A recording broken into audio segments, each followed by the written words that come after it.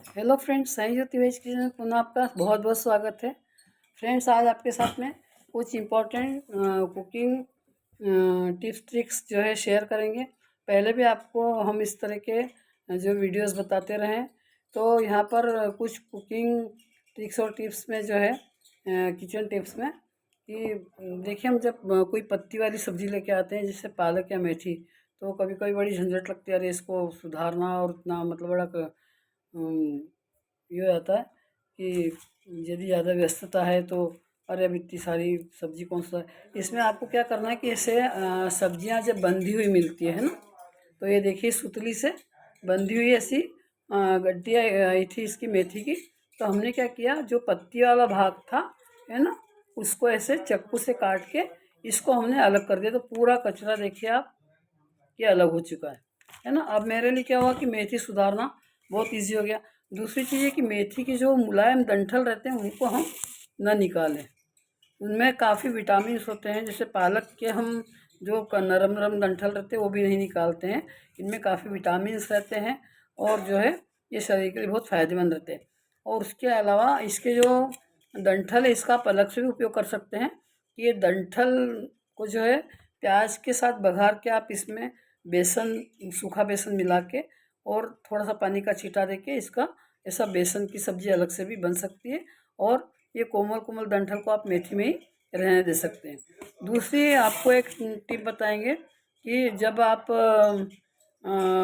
कोई भी पत्ती वाली सब्जी लाएं तो उसको नमक के गर्म पानी में ज़रूर डालिए। तो उससे थोड़े बहुत जो भी जम्स रहते हैं या उसकी बारीक बारीक जो दबी उसमें चीज़ें रहती, मिट्टी वगैरह, वो बिल्कुल ईजीली निकल जाती है। और ये जनरली लोग कहते हैं कि मेथी खाने से पेट खराब होता, पर ऐसा नहीं है।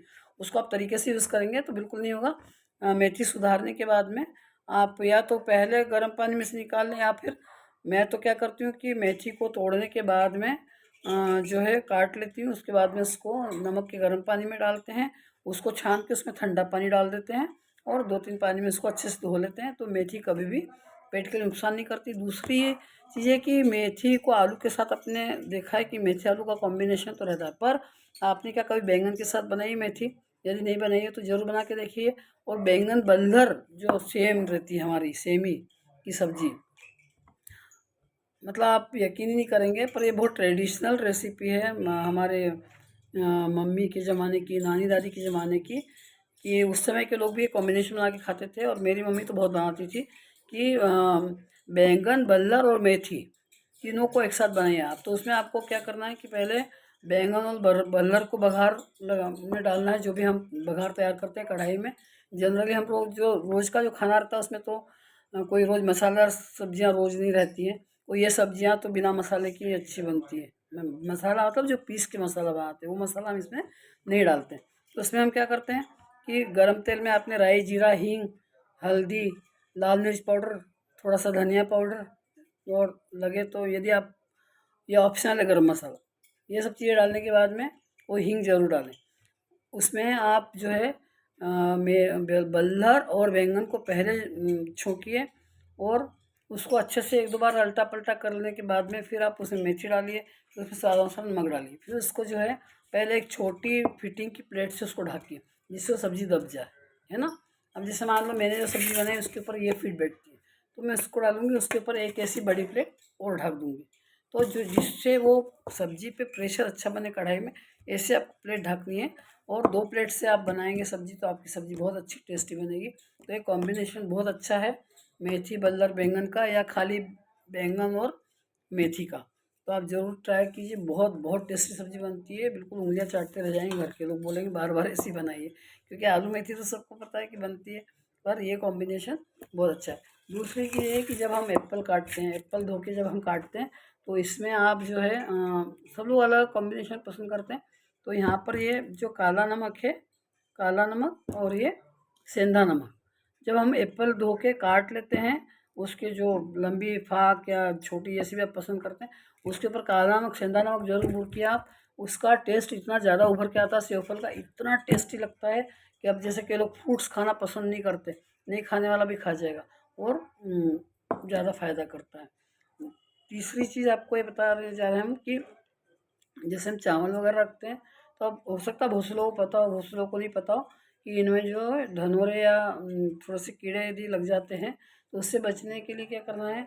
अब कई घरों में इससे ज़्यादा क्वांटिटी में भी आता है माल किराने में, तो या किराना जिस भी हिसाब से आप लाते हैं, जिसमें भी रखते हैं जिस कंटेनर में, तो उसमें आप थोड़े से काली मिर्ची के दाने और लौंग डाल दीजिए नीचे।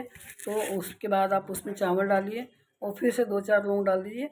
ऐसा करने से आपका जो चावल है वो सेफ़ रहेगा। और उसके अलावा जो है आप जैसे शक्कर है, शक्कर में चींटी लगने का डर रहता है, बहुत से घरों में चींटियाँ बहुत ज़्यादा लगती हैं, तो उसमें क्या है कि आप डायरेक्ट कपूर रख नहीं सकते, तो आप जो हमारे खाली माचिस के जो खोखे रहते हैं उनमें आप कपूर रखिए, उसको आप किसी पन्नी में या कपड़े में लपेट दीजिए और उसको नीचे रख दीजिए, सबसे नीचे रख दीजिए शक्कर के, और उसमें शक्कर भरी उस डिब्बे में आप, तो आपके इसमें चींटी नहीं लगेगी। उसके बाद में एक टिप आप और को बताना चाहूँगी आपको कि मैंने एक मराठी रेसिपी बहुत बार शेयर की है थालपीठ की, कि ये जैसे मेथी के भी बनते हैं, आप मेथी डाल के भी बना सकते हैं, पत्ता गोभी डाल के भी बना सकते हैं, प्याज डाल के बना सकते हैं, मिक्स सब्जी का भी बना सकते हैं। पर ये थालपीठ का जो आटा है इसको यदि हम ड्राई रोस्ट यदि कर लेते हैं, ड्राई रोस्ट करने के बाद में उसमें हम कटी हुई सब्जियाँ और बाकी सब हल्दी, नमक, लाल मिर्च पाउडर, जीरा, अजवाइन, हींग, तिल तिल ज़रूर डालें उसमें, तिल, और ये सब डालने के बाद में फिर तेल का हमें बहुत कम डालना पड़ता है क्योंकि हमने आटे को भून लिया। तो उसमें क्या है कि आपका जो है बहुत ज़्यादा ऑयल भी आपके अंदर नहीं जाएगा। और थालपीठ की रेसिपी आप ज़रूर देखिए मेरे चैनल पे, ये बहुत ही ट्रेडिशनल और बहुत ही हेल्दी चीज़ है, कम तेल में बनने वाली, और एकदम आप लोग के लिए एकदम नई चीज़ होगी यदि आपने कभी नहीं खाई है तो। आप थालपीठ नोट कर लिए शब्द यदि आपको पता नहीं हो तो ये मराठी रेसिपी है और ट्रेडिशनल रेसिपी है और बहुत हेल्दी है, और ठंड के दिनों में ये चीज़ ज़्यादा बनाई जाती है क्योंकि टेस्ट भी अच्छा आता है और जो है नई चीज़ खाने को मिलती है। वैसे 12 महीने कभी भी बना सकते हैं क्योंकि कम तेल की चीज़ है, पर यदि आप आटा भून लेंगे तो उसमें आपको तेल कम लगेगा। और ये मिक्स आटे की बना सकते हैं आप, इसमें आप यदि गेहूँ का आटा है भुना हुआ लिया आपने, या यदि आपके पास टाइम है तो फिर कच्चे आटे का ही बनाइए, है ना। उसमें आप थोड़ा चावल का आटा उपलब्ध है तो वो डाल दीजिए, या कोई बेसन डाल दीजिए, थोड़ा रवा डाल दीजिए, है ना, या कोई मक्की का आटा रखा है तो वो डाल दीजिए। ये सब मिक्स करके भी थालीपीठ बहुत बहुत टेस्टी बनता है, बहुत बहुत ही मतलब यम्मी एकदम। वो कोई भी खा सकता है, बच्चे खा सकते हैं, बूढ़े खा सकते हैं, बड़े खा सकते हैं, है ना। तो ये आपको एक टिप बताइए। अनारसा जो मैंने रेसिपी आपके साथ शेयर की है, जो उसका आटा तैयार करते हैं, तो उसमें देखिए आजकल तो इंस्टेंट भी बहुत निकले हैं अनार से, पर जो ट्रेडिशनल है ना वो उसमें ज़्यादा कुछ मेहनत नहीं है, आपको बस 3 दिन चावल को भिगा देना है। और यदि ठंडा मौसम है, यदि स्मेल नहीं आती है तो आप एक दिन पानी न भी बदले तो चलेगा। आज जैसे आज रात में भिगा दिया आपने, कल पानी वैसे रहने दीजिए, परसों बदल दीजिए, और 3 दिन भिगाने के बाद में उसको छान लीजिए चावल को, और किसी कपड़े पे उसको पंखे के नीचे हड़का लीजिए। चावल कभी भी धूप में नहीं सुखाने चाहिए, तो क्या होता है अनारसा जो है ना वो टूटता है, मतलब बगरता है। बस उसको फैला दिए चावल को, और उसके बाद में उसको आप घर में बढ़िया जो है मिक्सी में पीसिए और छानिए। अब इसका जो रेशो है, जैसे मान लीजिए मैंने 1 गिलास जो है चावल लिया, तो अनारसे का रेशो क्या होता है कि आप बराबर से यदि शक्कर लेंगे ना तो अनारसे पूरे बगड़ जाएंगे, अनारसे बन ही नहीं पाएंगे, है ना। तो उसके लिए आपको क्या करना है कि 1 गिलास यदि आपने चावल लिया है तो आपको आधा गिलास जो है, या आधे गिलास से भी 1 लाइन कम आप शक्कर लीजिए, ठीक है। मतलब आपने जो कच्चा चावल लिया वो जैसे 1 गिलास लिया उसको आपने भिगा दिया, सुखा लिया, उसका आपने उसको छान लिया पीस के, है ना। सूखा हमने धोया, सुखाया, पीस के छाना उसको हमने। अब हमको क्या करना है कि जो साबुत चावल लिया था उससे आधे से थोड़ी कम शक्कर लेनी है हमको, और उस शक्कर को पीस के छान के उस चावल के आटे में आप मिक्स कीजिए। और मिक्स करने के बाद में उसको आप उसमें जो हमारा टीस्पून रहता है उससे 1 आध चम्मच मोयन डालिए, खाली, ज़्यादा नहीं। उसमें आपको ऐसा लगेगा वो सूखा सूखा है, पर वो सूखा नहीं रहता बाद में, है ना, बनाते समय वो पूरा अपना वो छोड़ देता है, तो जो मॉइस्चर है उसका। तो 1 सवा चम्मच, ज़्यादा ज़्यादा 1.5 चम्मच टीस्पून आप उसमें मोयन डालिए, घी का, शुद्ध घी का। और फिर उसके आप लड्डू बनाइए। अब लड्डू बनाते समय भी आपको ऐसा लगेगा कि बड़े सूखे सूखे, पर फिर भी आप उसको ऐसा प्रेशर दे के लड्डू बनाएंगे दोनों हाथ से, लड्डू जरूर बनेंगे। और जब अनारसा बनाना है तो कम से कम 8-10 दिन पहले वो लड्डू बना के रख दीजिए, तो जो शक्कर और चावल है वो आपस में अच्छे से मिक्स हो जाता है। अब चलिए, अब अनारसे बनाने का टाइम आता है। अनारसा बनाते समय क्या होता है कि जैसे आपने 1 लड्डू लिया है ना, या 2 लड्डू लिए, जैसा भी आपको बनाना है, तो उसको आपने फोड़ा। अब उसमें आपको एक साथ नहीं डालना है कुछ भी, दूध यदि डालना है तो इतना इतना सा करके मिला के देखिए कि केवल आपका जो है वो डो तैयार हो जाए, है ना। एक साथ नहीं डालना है बहुत सारा, कि हमने 1 लड्डू लिया और उसमें आधा कटोरी दूध डाल दिया, या बहुत सारा डाल दिया, ऐसा नहीं करना। तो उसमें ऐसा थोड़ा, बिल्कुल चम्मच से डालिए आप। 1 कटोरी में दूध लीजिए छोटी सी, तो चम्मच से डालिए, और इसको देखिए वो एकदम ऐसा पतला सा होने लगेगा, तो उसको बस हमारा डो तैयार हो जाए, इतना हमको डालना है, डो तैयार हो जाएगा आपका। अब कई बार कहता है कुछ लोग दूध से करते हैं, कुछ लोग केला भी मिलाते हैं, है ना। दूध की जगह वो जो अनारसे का लड्डू फोड़ा है हमने, तो उसमें जो है क्या है, कई लोग केला मिलाते हैं। केला थोड़ा सा लीजिए, मैश कीजिए, उस जो अनारसे का जो सूखा पाउडर है सॉरी, उसमें आप मिलाइए, उसको मिक्स कीजिए, तो भी आपका डो तैयार हो जाएगा। तो ये अलग अलग तरीके, मैं तो दूध से बनाती हूँ और बहुत सक्सेस बनते हैं अनारसे। डो तैयार होने के बाद में एक प्लेट में खसखस लीजिए, बाजू में खसखस रखी, थोड़ी थोड़ी खसखस प्लेट में डालते जाइए और अनारसा उसके ऊपर थापते जाइए, है ना। वो अनारसा जब आप थापेंगे तो उसको जब आप गरम घी में छोड़ेंगे, घी अधिकतर तो घी में ही बनाए जाते हैं अनारसे, पर जैसे आपकी चॉइस, यदि तेल में बनाना चाहें तो देसी घी में आप अनारसा जब डालते हैं या तेल में, हम तो देसी घी में बनाते हैं, तो डालते से आपको ये ध्यान रखना है कि आप बड़े आहिस्ता से अनारसे को अपने खोचे पे या झारे पे लीजिए और उसको छोड़ दिया। हाथ से भी लेते हैं तो प्लेट से डायरेक्ट धीरे से छोड़िए। तो खसखस का भाग आपको ऊपर रखना है और जो प्लेन भाग उसको हमको नीचे रखना है, और फिर धीरे धीरे धीरे अनारसे के ऊपर आपको घी लेते आना है, और अनारसे को झारे के बाहर नहीं निकलने देना है ना।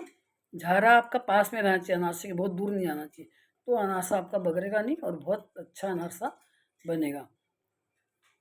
तो और दूसरा एक और टिप है कि जब आप अचार बनाते हैं तो बहुत से लोग क्या पे अचार खराब हो जाता है, बहुत दिन टिकता नहीं है, या मज़ा नहीं आता, कुछ बुरा आ जाता है या ऐसा सूख जाता है। तो उसमें आप जब अचार बनाते हैं तो अचार में हम नमक डालते हैं, उस नमक को आप हल्का सा पहले भूनिए, हल्का सा भून के बहुत ज़्यादा नहीं भूनना है, उसकी नमी थोड़ी सी निकल जाए, उसको फिर फैला के ठंडा करने के लिए रख दीजिए। जब अचार बनाते हैं उस समय फिर आप वो नमक उसमें मसाले में मिलाइए, तो आपका अचार 12 महीने अच्छा रहेगा, 12 महीने से अधिक टिकेगा। उसमें तेल ऊपर तक भर के रखिए, तेल को अच्छा गर्म करके ठंडा कीजिए, और जब पूरे मसाले में आप वो मिला देते हैं, जिसका भी अचार बना रहे हो, आप चाहे आंवले का हो, चाहे आप आम का अचार बना रहे हो, चाहे आप मिर्ची का अचार बना रहे हो, पर नमक आप उसमें भून के डालिए। चाहे नींबू का अचार बना रहे हो, नमक आप उसमें भून के डालेंगे तो आपका अचार हमेशा अच्छा रहेगा, और आपका लॉस भी नहीं होगा, आपकी मेहनत भी व्यर्थ नहीं जाएगी। और बहुत सारी दिवाली की चीज़ें जो हमारे चैनल पे आपको मिलेंगी, बहुत सारे स्वीट्स मिलेंगे। तो आप साईं ज्योति वेज किचन चैनल को ज़रूर सब्सक्राइब कीजिए, यदि अभी तक सब्सक्राइब नहीं किया हो, पहली बार चैनल पे आए तो ज़रूर सब्सक्राइब कीजिए, शेयर कीजिए, लाइक कीजिए, और उसमें जो भी चीज़ें आपको बनाने योग्य दिखती हैं आप ज़रूर बनाइए। उसमें आपको गाजर का हलवा, गाजर की बर्फ़ी, रवे की बर्फ़ी, मिल्क मेड की गुजिया, बेसन की गुजिया, और वैरायटी बेसन के लड्डू किस तरीके से खस्ता कम समय में अच्छे से बन सकते हैं, है ना। बहुत सारी, इतनी सारी वैरायटी के अब मैं सबके तो नाम नहीं गिना सकती आपको, पर आप ज़रूर चैनल को सब्सक्राइब कीजिए, आपको बहुत सारी चीज़ उसमें मिलेंगी। तो दीपावली की अभी तो टाइम है दीपावली आने में, फिर भी आपको एडवांस में बहुत बहुत शुभकामनाएं आने वाले त्योहारों की। और हम इसी तरह से आपके साथ चैनल पे जो है वीडियोज़ में, अलग अलग तरह की वीडियोज़ में बनते रहे, मिलते रहेंगे। तो आप हमारा सहयोग कीजिए, चैनल को सब्सक्राइब कीजिए। मिलते हैं आगे की किसी अन्य अच्छे वीडियो में, तब तक नमस्ते, बहुत बहुत धन्यवाद सबको, दीपावली की बहुत बहुत शुभकामनाएं।